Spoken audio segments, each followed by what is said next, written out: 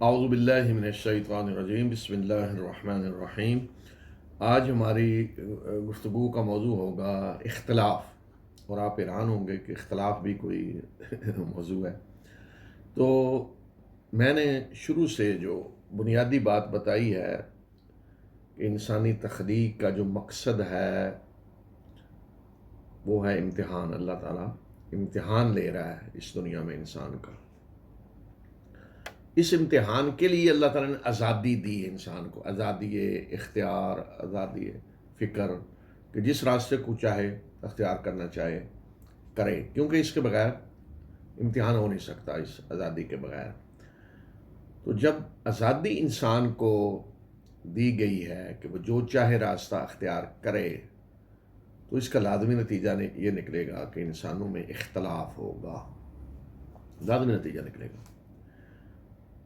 تو اس لیے جو لوگ سوچتے ہیں نا کہ سارے انسان ایک راستے پہ کیوں نہیں آ جاتے، یا سب ایک کیوں نہیں ہو جاتے، تو یہ ممکن نہیں ہے۔ یہ اختلاف لازمی ہوگا، اس آزادی کا لازمی نتیجہ ہے۔ تو یہی بات اللہ تعالیٰ نے قرآن میں واضح طور پہ بتلائی ہے، بتایا ہے کہ اختلاف کیوں ہو رہا ہے اور کیوں ہونا چاہیے، ہوتا ہے، لازمی ہوگا۔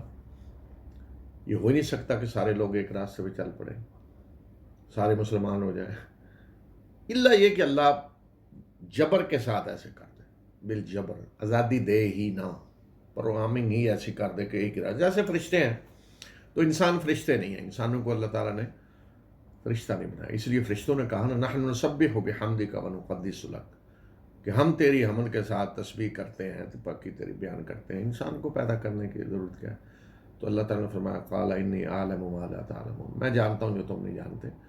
یعنی انسان کو تمہاری طرح نہیں پیدا کیا جائے گا کہ جنہیں کوئی اختیار نہیں، بلکہ انسان کو اختیار دیا جائے گا، آزادی دی جائے گی کہ وہ جب میری حمد اور تسبیح کرے گا تو اس آزادی کے ساتھ کہ وہ میرا کفر بھی کر سکتا ہے، وہ جب میری اطاعت کرے گا تو اس آزادی کے ساتھ کہ وہ میری نافرمانی بھی کر سکتا ہے۔ یہ فرق ہے انسانوں میں اور فرشتوں میں۔ تو اس لیے اللہ تعالیٰ نے جگہ جگہ یہ بات بتائی۔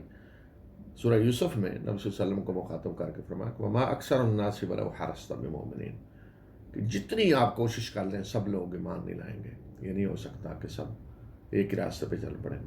تو سورہ ہود میں آیت نمبر 18-19 میں اللہ تعالیٰ نے فرمایا وَلَوْ شَاءَ رَبُّكَ لَجَعَلَ النَّاسَ أُمَّةً وَاحِدَةً، اگر تیرا رب چاہتا تو تمام لوگوں کو ایک ہی راستے پہ چلا دیتا، ایک ہی امت، کوئی اختلاف نہ ہوتا، سب کی ایک ہی سوچ ہے، ایک ہی فکر ہے، ایک ہی راستے پہ چل رہے ہیں، ذرہ برابر کوئی اختلاف نہیں ان میں، نہ سوچ میں، نہ فکر میں، نہ عمل میں، نہ قول میں، نہ کوئی اختلاف نہیں، ایک ہی امت بنا دیتا۔ چاہتا یعنی جبر کرنا چاہتا، آرڈر سے کر دیتا، آزادی نہ دیتا، لیکن یہ اللہ نے یہ طریقہ نہیں اختیار کیا، بلکہ اس نے آزادی دی ہے۔ انا ہدیناہ السبیل اما شاکرا و اما کفورا، کہ ہم نے اس راستے کی طرف رہنمائی کر دی ہے انسان کی، اب وہ شکر گزار بننا چاہے تو بنے، اگر نہ شکری کرنا چاہتا تو کرے، آزادی اللہ نے دے دی۔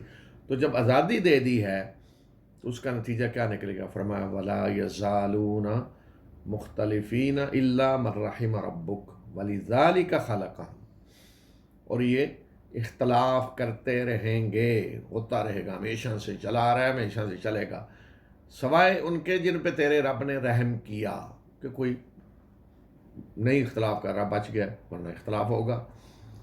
وَلِذَلِكَ خَلَقَهُمْ، اور اسی آزادی اختیار و عمل کے لیے اللہ نے انہیں پیدا کیا ہے، کہ جب پیدا ہی اللہ نے اس لیے کیا ہے کہ ان کا امتحان لیا جائے، ان کو آزادی دی جائے، تو لازمی اختلاف ہوگا، لازمی نتیجہ نکلے گا اختلاف۔ وَلِذَلِكَ خَلَقَهُمْ، اسی کام کے لیے اللہ نے انہیں پیدا کیا ہے، یعنی آزادی دینے کے لیے، اختیار کی آزادی، عمل کی آزادی، راستہ جو چاہیں اختیار کرنے کی آزادی۔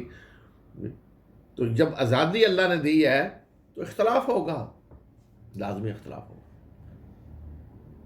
تو فرمایا کہ وَتَمَّتْ كَلِمَةُ رَبِّكَ لَأَمْلَأَنَّ جَهَنَّمَ مِنَ الْجَنَّةِ وَالنَّاسِ أَجْمَعِينَ، اور تیرے رب کی وہ بات پوری ہو کر رہے گی جو ابلیس کے چیلنج کے جواب میں اللہ تعالیٰ نے فرمائی تھی کہ میں जहन्नम को भर दूंगा सारे जिन्नों और इंसानों से, यानी जो शिरक करेंगे, कुफर करेंगे।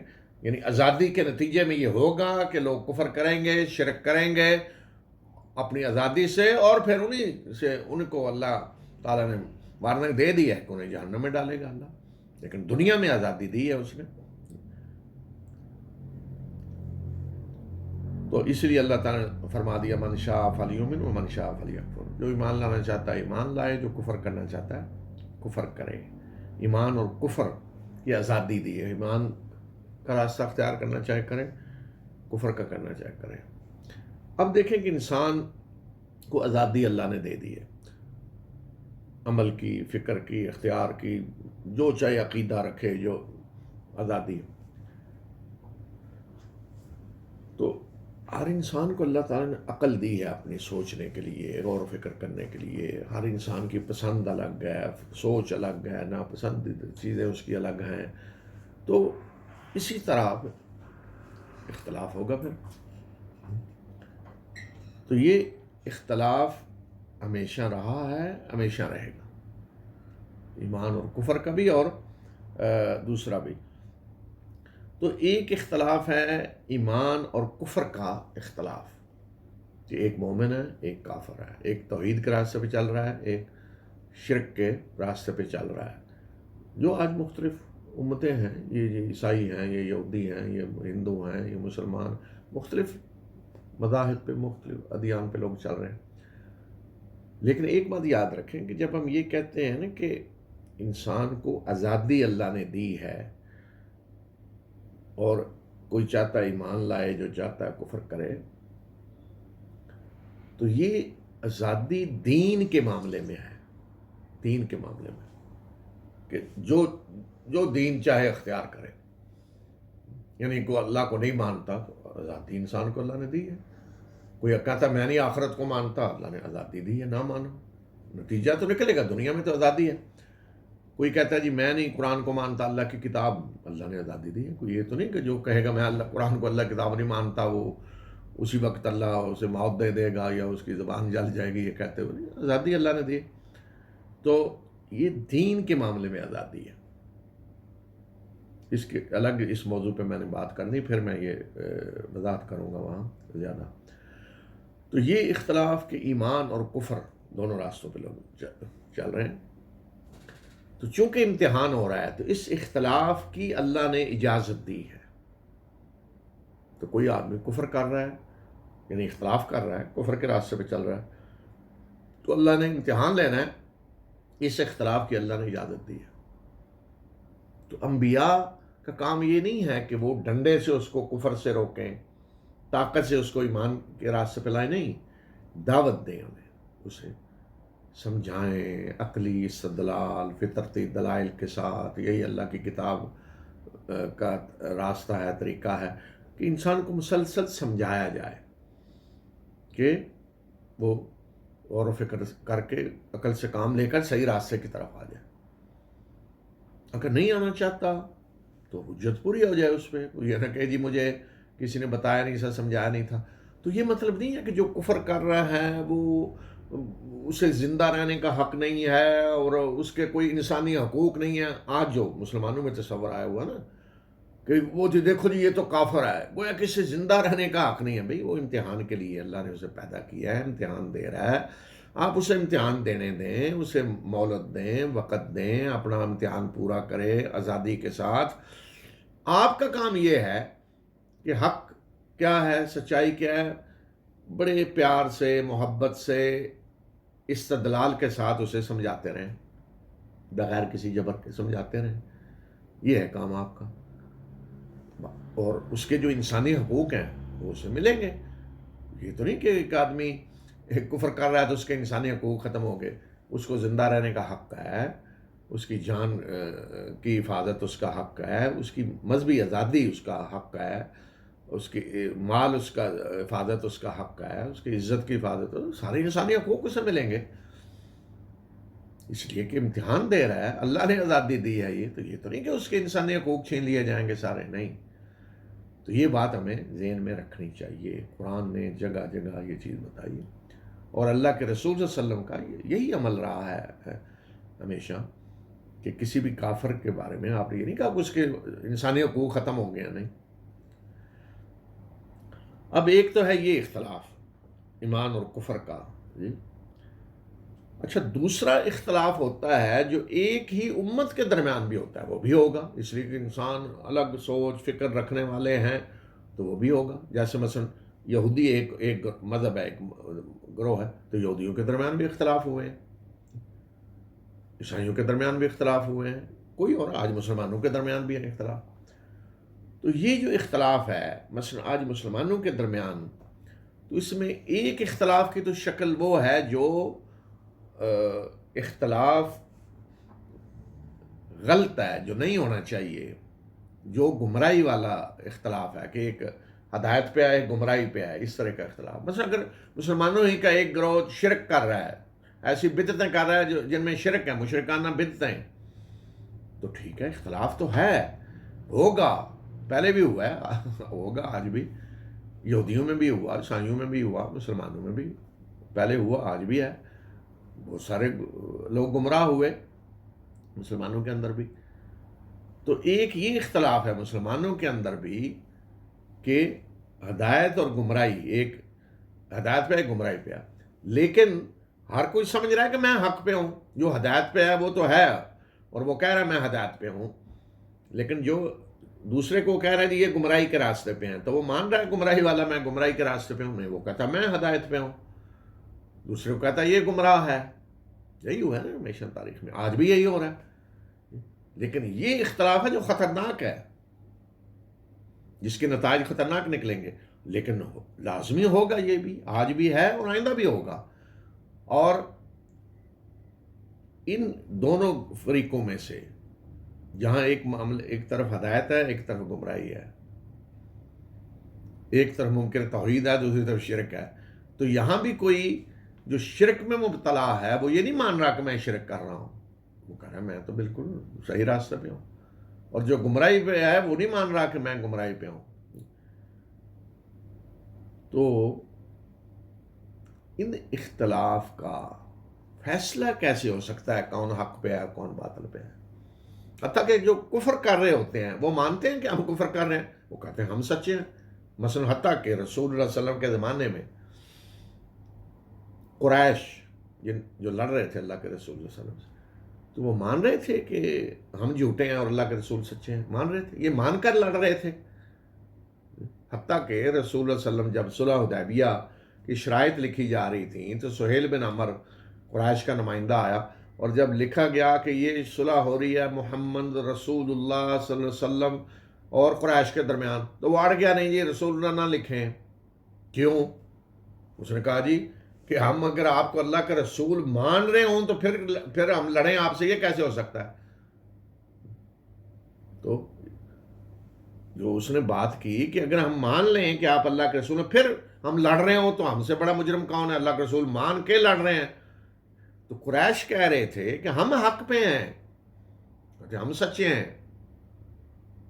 تو اسی طرح ہمیشہ ہوا ہے کہ جو کفر پہ ہوتا ہے، شرک کر رہا ہوتا ہے، وہ کہتا ہے میں سچا ہوں، میں صحیح ہوں، اور مومنوں کو کہتے ہیں کہ یہ گمراہ۔ حتیٰ کہ قریش والے مسلمانوں کو کیا کہتے تھے کہ یہ بے دین ہو گئے ہیں۔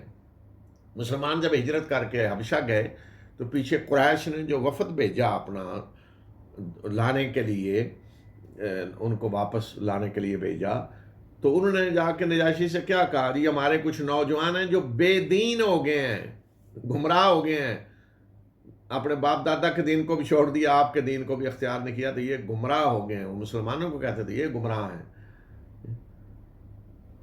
تو یہ حالت ہوتی ہے انسان کی، کوئی کہہ رہا ہے میں سچا ہوں، دوسرا کہہ رہا ہے میں سچا ہوں، تیسرا کہہ رہا ہے میں سچا ہوں۔ اور سوال یہ ہے کہ ان اختلافات کا کیا فیصلہ دنیا میں ہو سکتا ہے؟ نہیں، دنیا میں فیصلہ نہیں ہو سکتا۔ اچھا، کیوں نہیں ہو سکتا دنیا میں؟ اس لیے کہ امتحان ہو رہا ہے یہاں۔ آپ جانتے ہیں کہ امتحان کے دوران اعلان کیا جاتا ہے کون پاس ہے کون فیل ہے، یعنی کمرہ امتحان ہی میں ایک آدمی نے پیپر حل کیا ہے اور اس کا پیپر چیک کر کے وہیں کو کہہ دے جی کہ یہ اس نے سوال کے جواب یہ دیے ہوئے ہیں اور یہ پاس ہے، اور یہ جواب دیے ہوئے، ابھی امتحان ہو رہا ہے، یہ جواب فلاں نے دیے ہیں، یہ فیل ہے، یہ ہوتا ہے؟ یہ نہیں ہو سکتا۔ جب تک امتحان ہو رہا ہوتا ہے تو اس وقت تک فیل پاس کا اعلان نہیں کیا جاتا۔ تو چونکہ دنیا میں تو امتحان ہو رہا ہے، تو اس لیے دنیا میں یہ نہیں اعلان ہوگا اللہ کی طرف سے، یعنی فیصلہ کون کر سکتا ہے کہ آج کون سچا ہے کون جھوٹا ہے؟ مثلا کوئی فرشتہ آسمانوں سے آ جائے، اعلان کر دے جی مسلمان سچے ہیں، عیسائی جھوٹے ہیں، مسلمان سچے ہیں، یہودی جھوٹے ہیں مثلا، یا یہودی سچے ہیں، عیسائی جھوٹے ہیں۔ اللہ کا فرشتہ آ جائے، اصل شکل میں آ جائے، ظاہر ہے انسانی شکل میں آئے گا تو وہ تو نہیں مانے گا کوئی، کہتے ایسے جھوٹ بول رہا ہے، فرشتہ بن کے آ گیا، ہم نہیں مانتے جی، نہیں مانے گا کوئی۔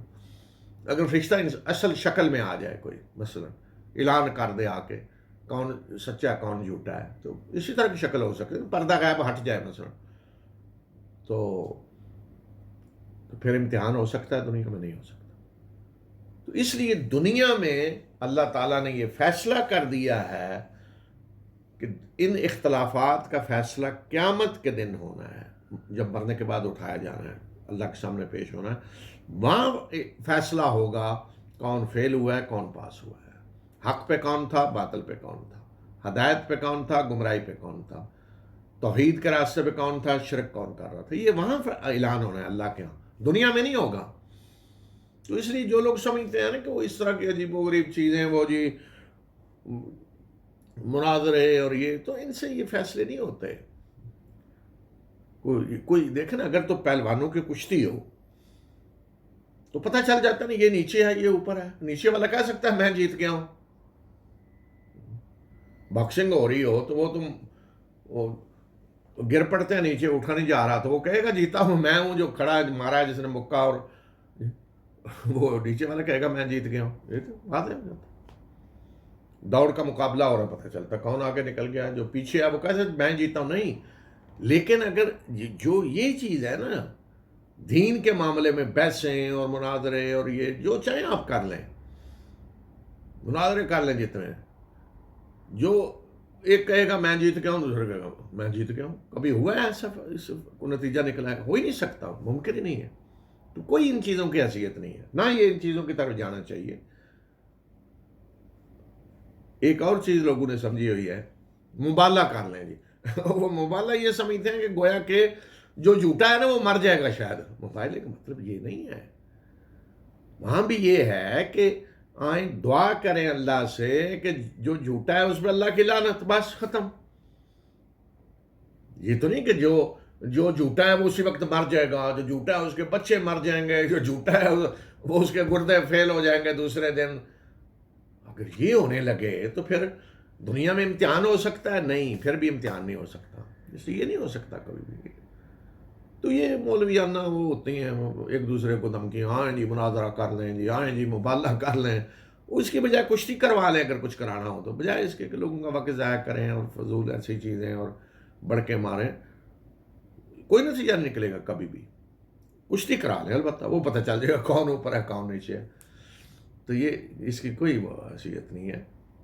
اور یہ سمجھنا کہ، اور آج کل تو بہرحال ایک بہترین چیز آ گئی ہے، اگر کسی کو شوق ہے مناظروں کا اور یہ، تو بجائے اس کے کہ وہ جی فلاں بھاگ گیا اور فلاں آیا اور آیا نہیں اور فلاں یہ ہوا، آج کل سوشل میڈیا ہے، آپ اپنا نقطہ نظر بیان کر دیں، لوڈ کر دیں، لوگ سن لیں، دوسرا اپنا بیان کر دے وہ بھی سن لیں، اور لوگ فیصلہ کر لیں استدلال کے ساتھ، دلیل کے ساتھ بات کریں۔ اسلام اور کفر کا معاملہ ہو تو وہاں بھی، مسلمانوں کے اندر کے اختلافات ہوں تو یہاں بھی آپ اپنا نقطہ نظر بیان کر دیں، ہزاروں لوگ لاکھوں سن سکتے ہیں، دوسرا فریق بھی اپنا کر دے، لوگ فیصلہ کر لیں گے۔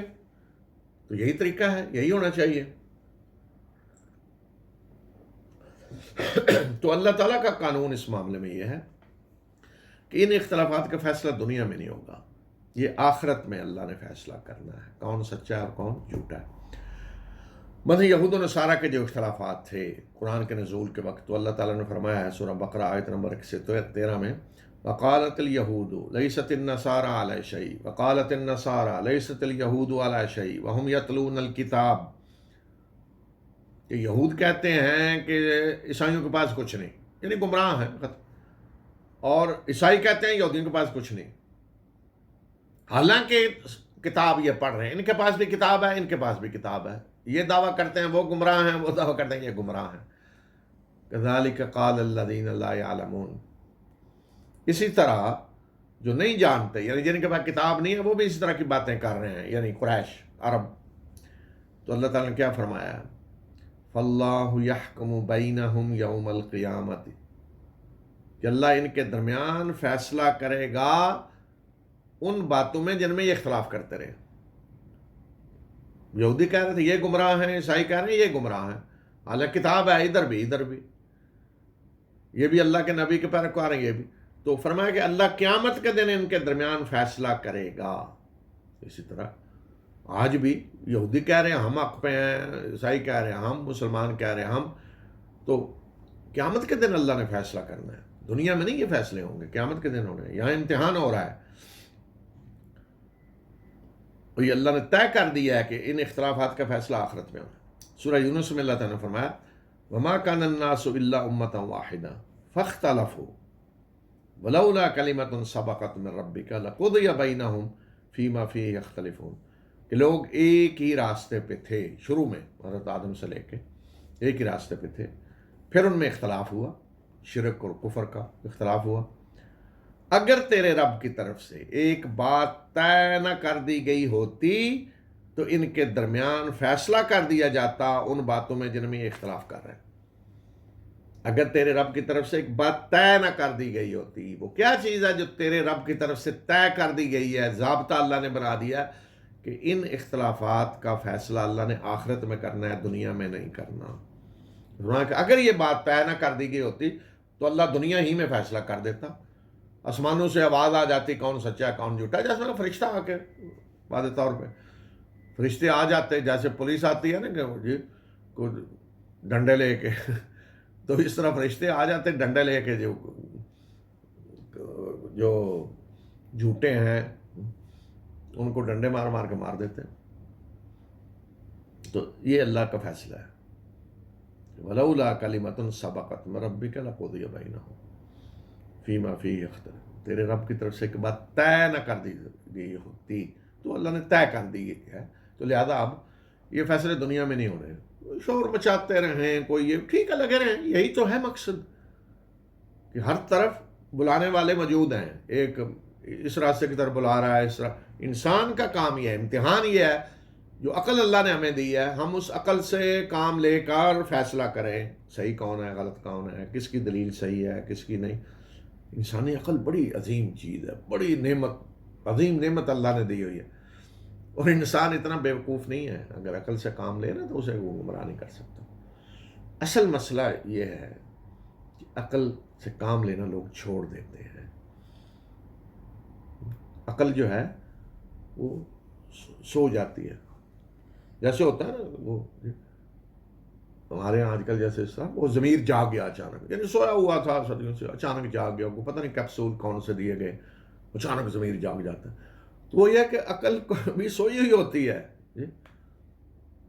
سو جاتی تو پھر عالیہ ہو جاتا ہے، یا عقل کو تالے لگا دیتے ہیں، لیکن جب عقل جاگتی ہے تو حیران ہو جاتے ہیں لوگ، ہم کیا کر رہے تھے۔ اب دیکھیں صحابہ کرام، شرک ہو رہا تھا، اپنے ہاتھوں سے بت بنایا، اس کو پوج رہے ہیں، حتیٰ کہ ستو کا بت بنا لیا، ضرور بت ضرور ہونا، بھوک لگی اسی کو کھا لیا، یا پتھر کا۔ جب عقل اپنی جاگی، عقل کے تالے کھلے تو کیا ہوا، انہیں بتوں کو اٹھا کے پھینک رہے، بلکہ ان کو کیا بڑے بڑے جو تھے لات اور منات اور عزا، ان کے ٹکڑے کر کے پھینک دیے جی، پتہ چلا کہ یہ تو دھوکہ ہے سارا۔ تو اصل یہ ہے کہ عقل جو ہے اس سے کام لے کوئی، تو یہ اللہ تعالیٰ کا فیصلہ ہے کہ یہ قیامت کے دن اللہ نے فیصلہ کرنا ہے۔ سورہ سجدہ آیت نمبر 25 میں اللہ تعالیٰ فرمانا ان ربک هو یفصل بینہم یوم القیامۃ فیما کانوا فیہ یختلفون، تیرا رب ان کے درمیان قیامت کے دن فیصلہ کرے گا ان باتوں میں جن کے درمیان یہ اختلاف کرتے رہے ہیں. جو بھی باتیں ہیں جن میں اختلاف ہے، ایمان کا، کفر کا، کسی ایک فرقے کے درمیان، کسی ایک امت کے درمیان، جو بھی اختلاف ہے، فیصلہ اللہ نے آخرت میں کرنا ہے. مثلا عیسائیوں کے بارے میں، یہودیوں کے بارے میں،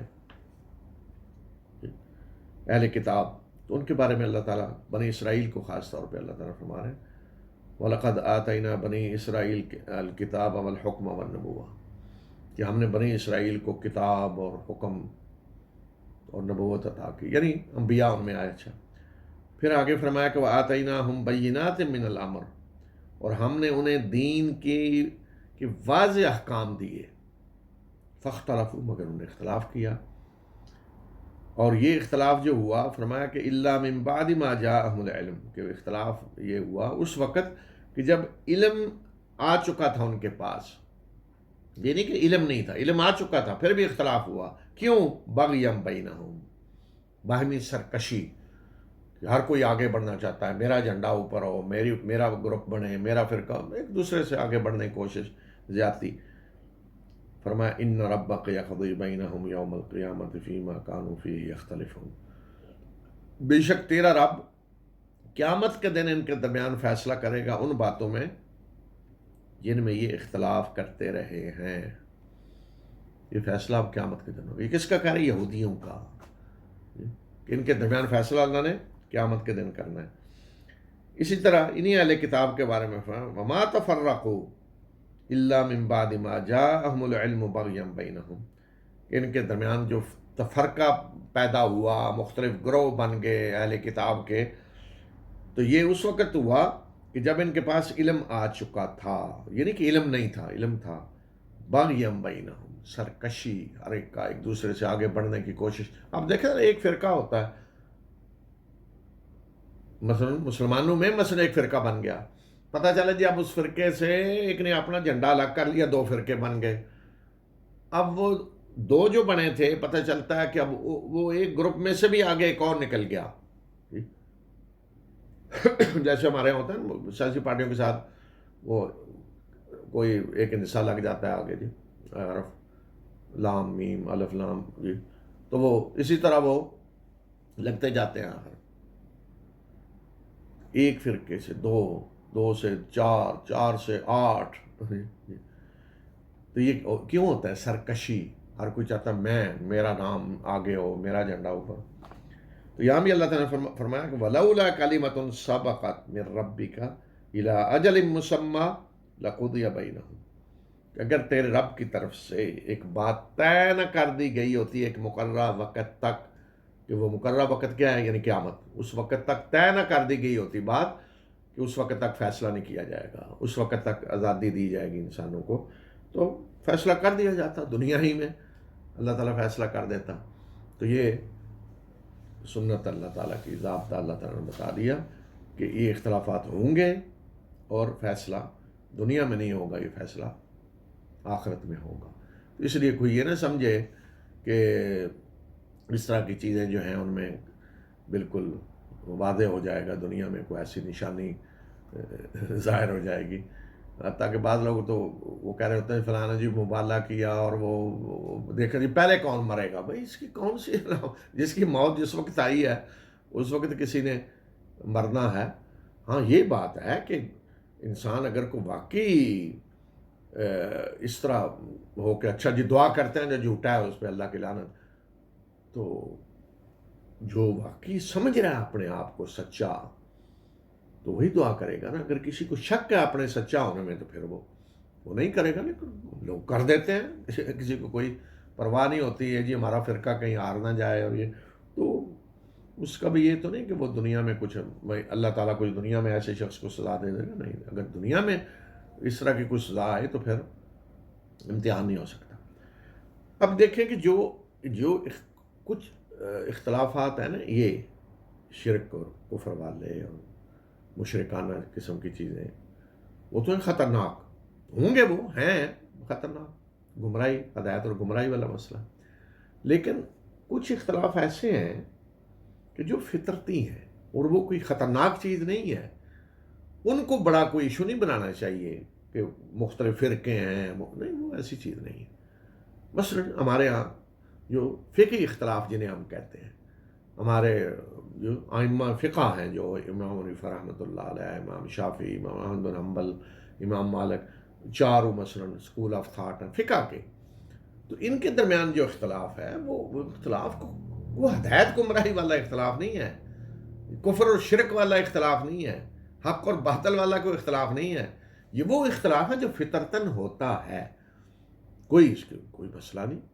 نبی صلی اللہ علیہ وسلم کے زمانے میں بھی ایسی چیزیں ہوئیں کہ رسول اللہ صلی اللہ علیہ وسلم کے کسی حکم کو کسی نے اس طریقے سے سمجھا، کسی نے اس طریقے سے سمجھا، اور دونوں نے عمل کیا، رسول اللہ صلی اللہ علیہ وسلم نے کسی کو کچھ نہیں کہا۔ مثلا ایک بہت بڑی مثال، بڑا مشہور واقعہ ہے، جنگ احزاب کے بعد رسول اللہ صلی اللہ علیہ وسلم نے مسلمانوں کو حکم دیا کہ آج عصر کی نماز بنو قریظہ میں پڑھیں۔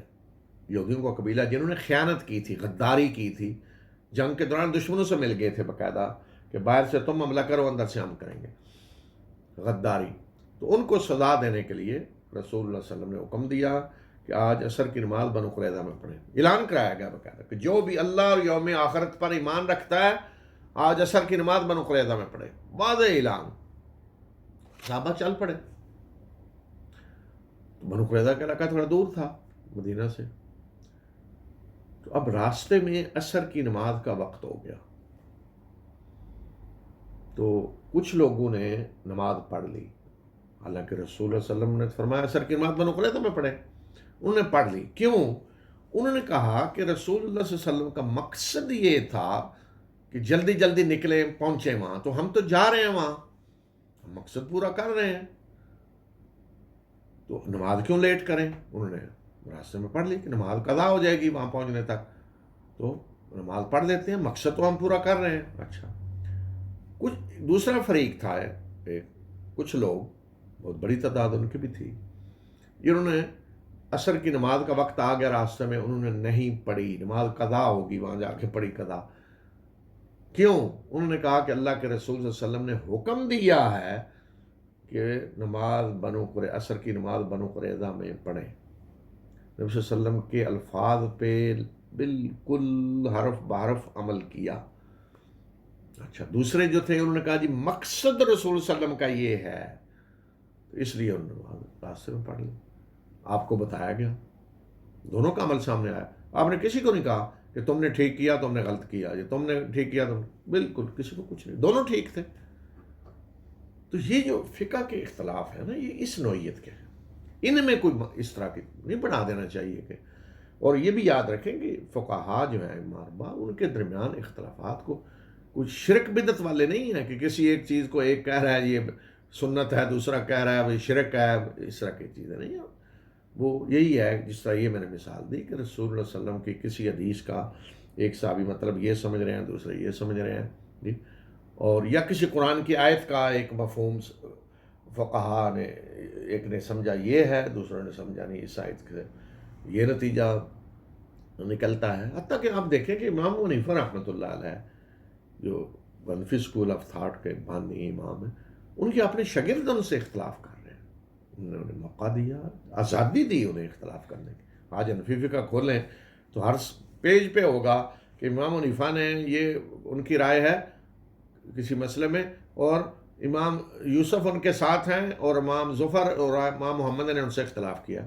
اگلے مسئلے میں ہوگا کہ امام حنیفہ رحمۃ اللہ کی یہ رائے ہے اور امام محمد ان کے ساتھ ہیں، امام یوسف نے امام ظفر نے اختلاف کیا، یا یہاں امام ظفر امام حنیفہ کے ساتھ ہیں ایک رائے، امام یوسف بھی ہیں اور امام محمد نے اختلاف کیا۔ اکثر یہ ملے گا آپ کو۔ اس سے آپ دیکھیں آزادی کتنی انہوں نے دی کہ ہر کسی کو اللہ نے اپنی عقل دی ہے، وہ غور و فکر کر کے نتیجہ اخذ کرے، فقہ ہے ہی یہ۔ تو جب اجتہاد ہوگا تو یہ اختلافات ہوں گے، تو یہ جو اختلافات ہیں یہ کوئی ایسے نہیں ہے کہ ان کو فرقہ پرستی سمجھ لیا جائے اور لڑائیاں ہوں ان پہ، اور نہیں، یہ ایسے اختلافات ہیں بالکل جن کو کوئی اہمیت ہی ایسی نہیں دینی چاہیے کہ اس نظر سے دیکھیں جی امت میں اختلاف ہو گئے اور امت پتہ نہیں فرقوں میں بٹی ہوئی ہے، یہ وہ چیزیں نہیں ہیں۔ سارے جو فقہاء ہیں اصول ان کا یہی ہے، کتاب و سنت پہ ہم نے عمل کرنا ہے کہ بنیاد کیا ہے ان کے لیے ہر چیز میں۔ کوئی بھی مسئلہ آئے تو اس کی بنیاد کیا ہے ان کے ہاں، کیسے دیکھنا ہے کہ اس کا حل کیا ہے، یا کہ قرآن کیا کہہ رہا ہے، اللہ کے رسول صلی اللہ علیہ وسلم کی سنت کیا کہہ رہی ہے۔ ممکن ہے کسی کے ہاں کوئی حدیث صحیح ہو، دوسرے کے ہاں وہ ضعیف ہو، اس لیے ان میں اختلاف ہو جائے۔ جو صحیح کہہ رہے ہیں وہ کہیں گے یہ مسئلے کا یہ ہے، جو کہتے ہیں یہ حدیث ضعیف ہے وہ دوسرا نقطہ نظر ہوگا۔ تو یہ اختلاف بھی ہیں، ہوں گے اور ہوتے رہیں گے، لیکن ان کو وہ کوئی خطرے کی گھنٹی نہیں ہے کوئی ایسی۔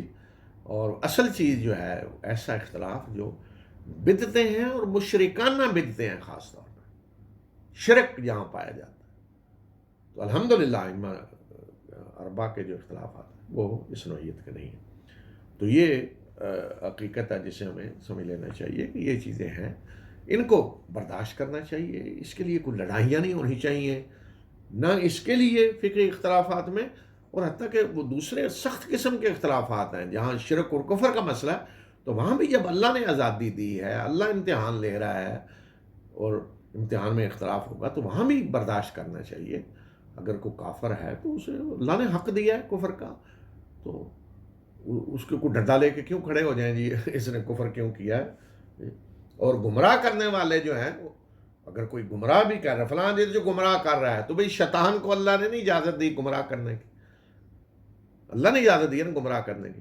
تو آج اگر کوئی اپنی فکر سے، صرف فکر سے اگر کوئی ڈنڈا استعمال کرے گا تو وہاں تو پھر ظاہر ہے اسے اجازت نہیں کسی کو دی اجازت۔ اگر صرف کوئی فکر سے، دلیل سے، اپنی باتوں سے بات کر رہا ہے اور کہتا ہے جی وہ اپنی گمراہ کر رہا ہے تو ہم نے اسے طاقت سے روکیں گے، نہیں، شیطان کو اللہ نے اجازت دی۔ تو اس قسم کے اگر آپ کسی کو شیطان بھی سمجھتے ہیں تو ٹھیک ہے، شیطان کو بھی اللہ نے، بڑے شیطان کو اجازت دی، تو کوئی اور شیطان بھی اگر اپنی دعوت پھیلا رہا ہے، گمراہی کی طرف دعوت دے رہا ہے تو دینے دیں، آپ اس کے مقابلے میں حق کی دعوت دیں اسی دلیل کے ساتھ، اس استدلال کے ساتھ، اور لوگوں کو فیصلہ کرنے دیں، وہ اپنی عقل سے کام لیں، کون حق پہ ہے کون باطل پہ ہے۔ تو یہ ہے طریقہ، انبیاء نے بھی اسی طرح دعوت دی ہے، کوئی ڈنڈے سے کہیں وہ کام نہیں لیا۔ وآخر دعوانا الحمدللہ۔